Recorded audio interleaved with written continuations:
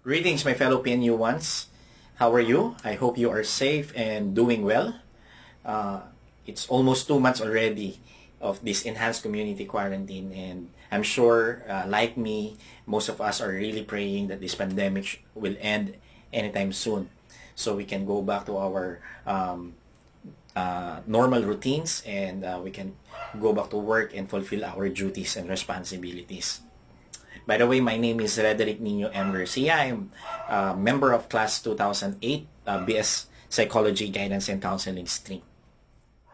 I became part of International Christian Academy, where I serve as a full-time faculty and also serve as discipline officer. And my last assignment in that school is to head the Values Education Department. Currently, I am a school relations partner at Covey Education, a global organization that aims to develop life-ready leaders by enabling greatness in every educator, students, and school communities through principle-based programs and processes backed up by researches. I am truly honored to be part of this great project of our dear alma mater. This did not allow pandemic to put learning into lockdown. Soon, our educators will be on the front lines, not manning the checkpoints, nor serving in the hospitals, but facing students and equipping them how to better respond to situations like this. We are gonna bring the front lines inside our classrooms, be it physical one or virtual one. Having said that, I believe that this ECQ is a perfect time for us to prepare ourselves. This is a perfect opportunity for us to sharpen our minds, our bodies, our hearts, and our spirit. While we wait for things to be sorted out and for us to identify those effective platforms that we can use in this new normal, I do believe that it is also significant for us to keep our personal effectiveness. We can begin by doing simple things. Let us begin by cultivating our roots. Cultivating roots is cultivating character. Educator and award-winning best-selling author Dr. Stephen R. Covey illustrated this concept using a tree. According to him, like a top of a tree, our personality is what people see at first. Although image, techniques, and skills can influence our success, the real source of lasting effectiveness lies in the strong character, the roots. He also added that our first energy should go to our own character development, which is usually invisible to others. Like the roots that supports and sustain a great tree, as we cultivate our roots, we will begin to see our fruits. So if we really want to be successful in this new normal, we should spend time developing our roots.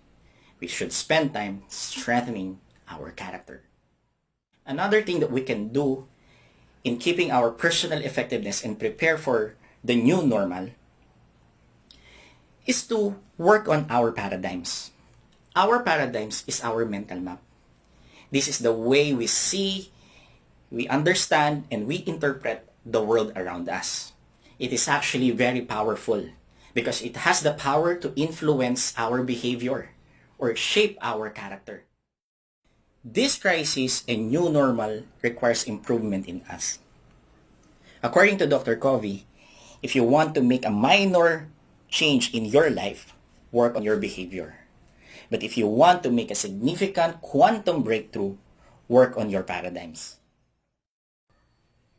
Now that we know that paradigms are really powerful, that it can shape our behavior and influence the outcome that we can have later on, I think it's very important for us to once in a while revisit our paradigms. Identify those paradigms that helps you improve yourself and to become a better person, and abandon those paradigms that does not make you effective. This time, let me present to you the paradigms we have in Covey education. We in Franklin Covey Education sees that everybody in a community, in school, are actually leaders. Everybody has the potential and capacity to become a leader, to lead themselves and lead other people. We believe leadership is not only for few, but for everybody. We in Franklin Covey believes that leadership is not possession, but it's an influence. Dr. Covey defines leadership something like this. Leadership is communicating the worth and potential of other people so clearly that they themselves see it in them. Another paradigm that we have in Franklin Covey Education is that we see every kid as a genius. Everybody has potential. Everybody has a skill. Everybody has a talent. And everyone can contribute to everybody's success. Our paradigm in change is this. More than changing the system, we believe that change should begin in us.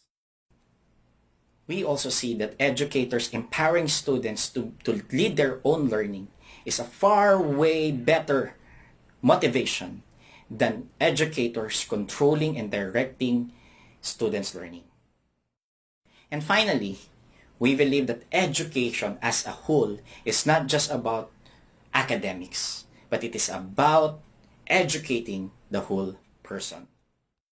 Last point on keeping our effectiveness while preparing for the new normal is to develop effective practices. Practices are behaviors. This is how we carry our paradigms. Or simply saying, this is how we put our paradigms into action or into reality. While practices are directly dependent on the paradigms that we have, results that we get in our life are actually influence of things that we do. In the research conducted by Dr. Covey, which later on published as a book and became one of the most influential and best-selling book of all time, The 7 Habits of Highly Effective People, he identified 7 practices that help effective people become successful. These habits are: habit number 1, be proactive. Habit number 2, begin with the end in mind.